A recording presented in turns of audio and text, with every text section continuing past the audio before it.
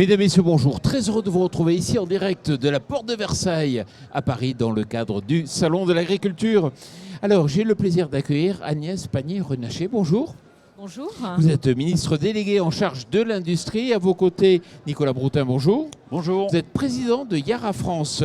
À ma gauche, Daniel Sauvêtre, bonjour. Bonjour. Arboriculteur, président de l'association nationale Pompor. On aura l'occasion d'en parler. Et juste à vos côtés, donc Raphaël Roboul, bonjour. Bonjour. Producteur d'ail de la Drôme. Voilà. Alors, on va parler de différents sujets, bien sûr, en lien avec l'agriculture. Le premier sujet, par exemple, concernant les pommes, les poires et les distorsions de concurrence. La France est présidente du Conseil donc, européen et vous avez envie de nous dire quelque chose. Ah oui, donc Madame la Ministre, vous voyez, on commence directement dans le vif du sujet. C'est qu'une préoccupation principale que l'on a pour la pomme, la poire, mais également pour tous les fruits et légumes, c'est les initiatives franco-françaises qui vont un peu plus vite que la réglementation européenne. Et vous savez qu'à chaque fois qu'on incrémente la réglementation nationale alors que nous sommes dans un marché unique, totalement libre, et bien à chaque fois, on donne un avantage concurrentiel aux autres pays et nous sommes en difficulté. Vous savez que dans la filière fruits et légumes, en 20 ans, là où nous étions à 70% d'autonomie de fruits et légumes produits en France pour être consommés en France, nous sommes à 50-50 et il semble que cela s'accélère. Donc ce que l'on aimerait vous passer comme message, mais nous faisons ça tous les jours auprès de tous vos collègues et de toutes les personnes en capacité d'agir, dire de grâce, si nous avons de très bonnes idées en France, proposons-les d'abord à nos collègues européens, décidons tous ensemble à l'échelle européenne. Comme ça, ça serait plus logique que de dire nous prenons les devants et puis vous allez voir les autres, ils vont trouver que c'est tellement bien en France qu'ils vont nous suivre. Et entre-temps, ce que nous constatons, c'est que nous perdons de la capacité à produire. Je pourrais vous prendre comme exemple la suppression des plastiques au 1er janvier 2022. Vous voyez, ici, il y a des petites étiquettes sur, par exemple, nos clients européens ou mondiaux nous demandent d'avoir encore ces étiquettes et c'est la position en France qui est interdite dès lors que ce ne sont pas des stickers qui sont totalement home compost et on n'a pas la solution technique et nous sommes dans cette situation, mais je pourrais vous en citer bien d'autres. Donc j'aimerais avoir votre sentiment, savoir si jamais on peut imaginer que la France accepte de jouer le jeu complètement de l'Europe, toute l'Europe, rien que l'Europe, et de retenir ces idées nationales et de les proposer d'abord à l'échelle européenne. Madame la Ministre. Alors, vous avez raison, et en même temps, c'est parce qu'on a cette légère avance, en tout cas, c'est parce qu'on s'emploie maintenant à immédiatement transférer nos idées nationales au niveau européen qu'on a pu boucler la directive sur l'usage et l'interdiction des plastiques à usage unique en 18 mois et boucler un texte en 18 mois au niveau de l'Europe, je peux vous dire, c'est une gageure.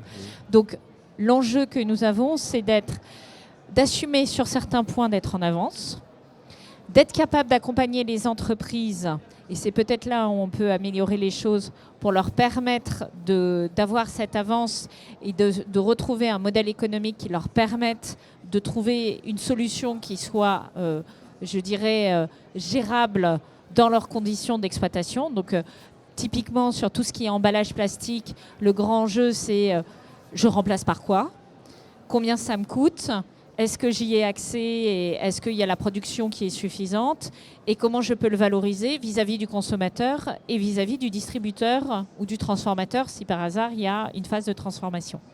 Et c'est très exactement ce qu'on essaye, c'est-à-dire que dans le plan de relance par exemple, nous avons accompagné des entreprises qui font des innovations en matière d'emballage de façon à, concomitamment avec la loi que nous proposons, que nous avons portée au niveau européen et qui a été voté au niveau européen sur un certain nombre d'éléments, qu'ensuite on ait les solutions et de préférence françaises pour répondre à ça. Là où vous avez raison, c'est que les calendriers ne sont pas toujours parfaitement alignés, mais il me semble que depuis 2-3 ans, on a bien les 3 éléments. Moi, je suis présidente du Conseil compétitivité dans le cadre de la présidence française. Je n'ai de cesse, vis-à-vis de mes collègues, de prôner une homogénéité maximale de nos règles, en particulier de bien différencier ce qui est règles qui sont imposées aux producteurs des règles qui sont imposées à la mise sur le marché. Si la mise sur le marché des produits répond aux mêmes règles, alors la concurrence est loyale. Si c'est juste les producteurs de tel ou tel pays qui doivent faire l'effort, alors vous faites la concurrence avec des boulets aux pieds, tandis que les autres sont plus agiles que vous, et que les consommateurs ne comprennent pas nécessairement quels sont les efforts qu'il y a derrière votre produit et pourquoi c'est bon pour la planète, et c'est peut-être un investissement pour eux. Et est-ce qu'on peut avoir espoir, justement, que cela s'homogénéise ? C'est un sujet sur lequel on l'a vu très récemment par la décision qui a été prise, par exemple, sur la viande, d'interdire l'entrée sur le marché français, donc la mise sur le marché, ce qui est beaucoup plus puissant que l'interdiction aux exploitants. Enfin, il faut passer par là, mais de viande qui serait issue d'élevage qui utilise des antibiotiques, ça pose deux problèmes. Le premier problème, c'est effectivement d'avoir un consensus européen sur des sujets qui sont souvent très sensibles. Moi, j'observe une chose, c'est qu'on a progressé en termes de rapidité d'adoption des textes et qu'il y a une pression européenne sur la transition écologique et énergétique. Ça pose une deuxième question. Parfois, ça dépend des sujets. Bon, un fruit emballé dans du plastique, tout le monde le voit. Donc ça, on sait qu'on l'a fait ou on ne l'a pas fait.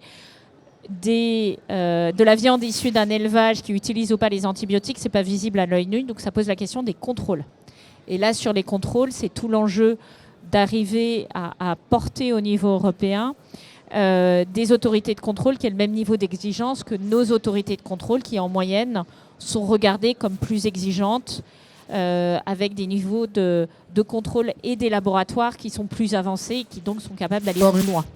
Deuxième témoignage, donc Raphaël Roboul, producteur d'ail dans la Drôme. Il faut expliquer un peu quel type d'ail vous faites. Nous, on fait de l'ail français, donc de l'ail violet, de l'ail blanc. Voilà, bon. On a nos terroirs, tout va bien. On a beaucoup de signes qualité, HVE, label rouge, AOC. On a beaucoup travaillé sur les signes de qualité. Et là, on portait un autre signe de qualité qui était HVE, haute valeur environnementale. Le problème qu'on a, c'est qu'avec la nouvelle loi, là où on va avoir 2 conseils stratégiques tous les 5 ans, les 2500 € de baisse d'impôts. Le problème, c'est que tout le monde s'engouffre dans l'HVE. Et là, actuellement, ceux qui avaient HVE, IGP, et Global Gap, bien sûr, ils étaient à 20 centimes, 30 centimes au-dessus.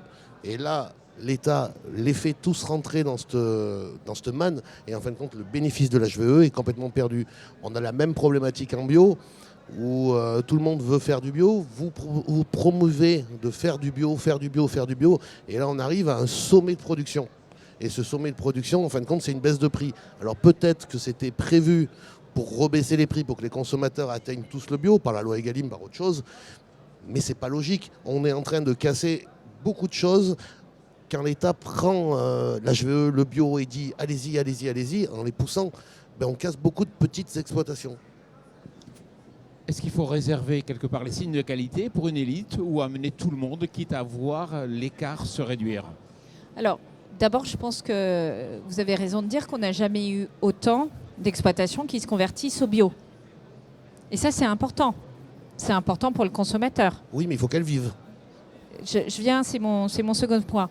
Mais aujourd'hui, l'accélération de l'agriculture raisonnée, parce que c'est aussi une étape importante, et de l'agriculture biologique, est, de mon point de vue, une victoire pour la France. La deuxième chose, c'est tout ce que nous portons dans le cadre de la loi Egalim, c'est-à-dire de dire que, c'est ce que dit très bien Julien de Normandie, ministre de l'Agriculture et de l'Alimentation, le sujet du revenu des agriculteurs est la mère des batailles. Et il faut accepter qu'on ne peut pas rémunérer de la même manière différents signes de qualité. De même, il faut accepter de payer la réalité du coût. C'est tout le combat que nous menons dans les négociations commerciales en ce moment pour effectivement obtenir des contrats qui soient signés dans les temps. Et c'est demain qu'ils doivent être signés. Et on sait tous combien c'est difficile et combien ces dernières heures sont importantes. Et moi, je peux d'ores et déjà vous dire que demain, la DGCCRF sera sur le terrain pour contrôler la signature des contrats et pour voir de quel côté la résistance se fait et pourquoi ils ne sont pas signés si ces contrats ne sont pas signés. On peut être en médiation, ça on peut comprendre. On peut avoir du mal, on est vraiment dans les dernières heures, donc très bien, mais on peut aussi avoir de la mauvaise foi dans la négociation et ça fait partie des choses que la DGCCRF peut contrôler et sanctionner. Et de l'autre côté, c'est effectivement de valoriser ces signes particuliers. Je pense notamment aux indications géographiques qui sont des signes Oui, mais il était qu'on coupé. est en train Il- justement de protéger, y compris au niveau européen, et de développer au niveau européen pour leur donner plus de valeur, pour leur donner une capacité d'exportation, pour leur donner une capacité de valorisation. Mais Vous- couplé avec le HVE, ça a encore augmenté les marges pour les agriculteurs. Et même s'ils faisaient des efforts, et écologiquement parlant, l'HVE c'est très bien. Oui. Mais en fin de compte, s'ils s'y retrouvent plus, ils auront les embêtements sans avoir le petit delta bénéfice ou de retour financier pour eux. Donc en fin de compte, ils ne se retrouveront plus.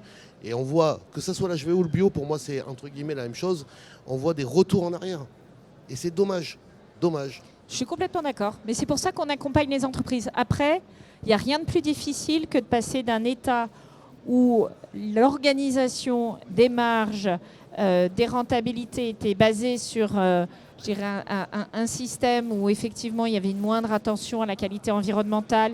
On était collectivement en tant que consommateurs habitués à un certain niveau de prix et même aller chercher toujours plus bas, toujours plus bas, toujours plus bas, à un état futur où on doit quelque part en tant que consommateur être prêt à payer peut-être un peu plus certains signes de qualité, où les distributeurs doivent faire l'effort, où les transformateurs doivent faire l'effort et où on travaille sur le principe de négociabilité ou de non-négociabilité des tarifs. Et on voit qu'on a fait avec Egalim 1 et Egalim 2 des avancées et qu'il faut continuer à pousser très fort. Et je pense que c'est cet état intermédiaire qui est compliqué à porter, mais à mon avis, il y a encore voilà, quelques mois, quelques années de... Troisième sujet transformation. d'étude, cas d'école, cas concret. Nicolas Broutin, vous êtes président de Yara, vous fabriquez des engrais et vous avez une question à poser à la ministre. Oui, donc nous sommes des industriels. On a effectivement 3 usines en France, Le Havre, Montoire de Bretagne et Ambès. On fabrique des engrais, mais pas seulement, aussi des produits industriels comme l'AdBlue, qui sert comme additif dans les moteurs diesel.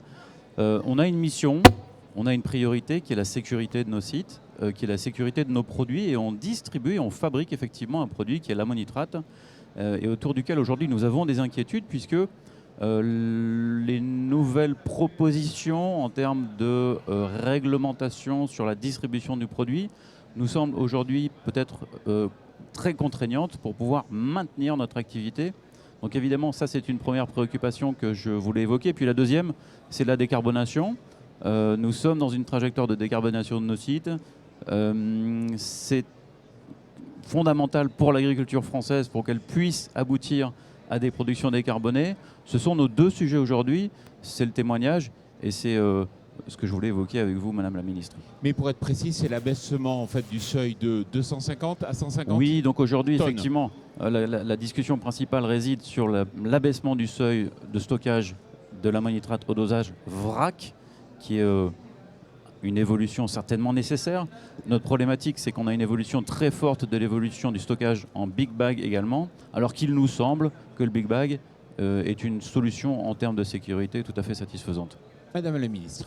Sur l'ammonitrate, je ne suis pas une spécialiste du big bag et des autres formats de stockage, donc je me permettrai de renvoyer vers le ministère de la Transition écologique, puisque c'est tous ces sujets d'impact et de risque qui doivent être revus. En tout état de cause, le sujet, c'est évidemment de prendre des décisions qui sont fondées sur la science. C'est ce à quoi on s'emploie, c'est-à-dire d'avoir à chaque fois avantage-risque par rapport à des décisions et de ne pas imposer des surcharges réglementaires pour finalement plus répondre à une angoisse que répondre à une réalité de risque. Et je me propose, si cela est nécessaire, de faire l'intermédiaire avec le ministère de la Transition écologique. Sur la décarbonation, on a accompagné de manière massive la décarbonation des transformateurs, vous en êtes un, des transformateurs dans l'agroalimentaire. C'est des financements à hauteur de 40% du coût des projets, parce qu'on sait que la décarbonation, alors autant les signes de qualité, on peut essayer de les pousser dans le prix, autant c'est pas totalement évident de dire à un consommateur, vous allez... ce que vous achetez émet moins de CO2 et donc vous allez le retrouver dans le prix. En tout cas, c'est plus difficile à porter comme discours. On a pu l'observer. Les retours sur investissement, des investissements en matière de décarbonation sont des retours parfois assez longs, qui se comptent au-delà de 7 ans. Donc c'est une prise de risque pour les entreprises qui est difficile à prendre. C'est pour ça que l'État accompagne à hauteur de 40% les projets de décarbonation impactants. On l'a fait beaucoup dans tout ce qui est séchage, dans l'agroalimentaire, on l'a fait sur la luzerne, on l'a fait sur pas mal de procédés de transformation, d'utilisation du gaz naturel. D'ailleurs, il se trouve que les entreprises qui ont fait les investissements l'année dernière, aujourd'hui, s'en trouvent tout à fait satisfaites parce qu'elles font face à une dépense évitée qui est l'augmentation du prix du gaz naturel. Donc c'est aussi bon pour tout le monde d'avoir efficacité énergétique et réduction des intrants dont on ne maîtrise pas le prix. Et donc je vous invite vraiment à utiliser ces dispositifs, à la fois le guichet décarbonation qui est ouvert à n'importe quelle entreprise, n'importe quelle taille d'entreprise, 40% d'accompagnement, et les projets structurants avec l'ADEME. Et je précise... Allez-y. Oui, je précise que nous avons finalisé la dernière phase de décarbonation de notre usine d'Ambès avec l'accompagnement de l'ADEME. Non, l'émission est terminée. Je voudrais juste vous poser une question. Elle sera très courte, très simple, c'est un chiffre. Il y aura des amendes demain. Alors demain, il y aura des contrôles. Des contrôles, pas des amendes, puisque Il y a effectivement... eu des amendes la semaine dernière. Il y a eu des amendes logistiques, des pénalités logistiques. On sait qu'une entreprise s'est fait accrocher à 19 millions d'euros. Il y aura des amendes dans les jours à venir, toujours sur les pénalités logistiques. Et à partir du 1er mars, puisque c'est la date de fin de négociation, il y aura des contrôles avec la durée du contrôle, puisque c'est une procédure qui suppose de respecter les droits de la défense, mais des amendes au bout si on considère que la loi n'est pas respectée. Et je crois que c'est 300 000 euros par contrat qui n'est pas finalisé, c'est ça? C'est tout à fait possible. Donc, en tout cas, c'est ce que ça avait coûté à donc certaines enseignes il y c'est a des 2 coûts- ans. Exactement. Madame la ministre, merci beaucoup. Messieurs, merci d'être venus ici pour en débattre. Et puis Merci. surtout, merci à vous. Merci.